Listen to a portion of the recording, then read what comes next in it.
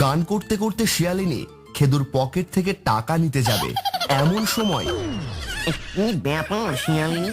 ছি ছি ছি ছি, আমি ঘুমাচ্ছি আর সেই সুযোগে তুমি আমার পকেট থেকে টাকা চুরি করছো? আরে না গো, আসলে মানে তোমার এই পেনটা বড্ড নোংরা হয়েছে, একটু ধুতে দেবো তো, তাই পকেটে কিছু আছে নাকি দেখে নিচ্ছিলাম, এই আর কি। সত্যি তো? একদম সত্যি গো। আচ্ছা বেশ, আমাকে কিছু খেতে দাও, তারপর আবার আমাকে কাজে যেতে হবে। তারপর শিয়ালিনী রান্নাঘর থেকে খেদুর জন্য খাবার এনে দিল, আর খেদু সেটি খেয়ে রওনা হলো। খেদু চলল বাঘের কাছে, তার জমিতে কি কাজ আছে সেটা করার জন্য।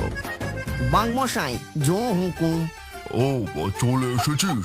শোন, আজ আমার শরীরটা বিশেষ ভালো নেই।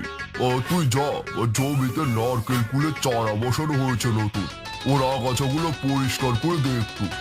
আচ্ছা বাঘমশাই।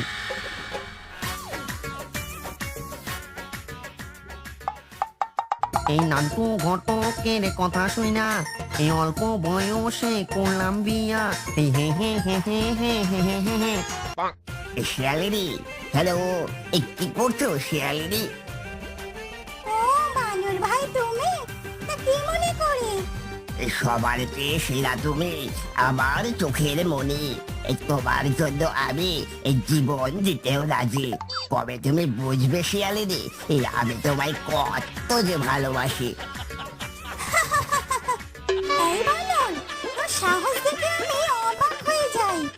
তুই নাকি এই শিয়ালিনীকে বলিস?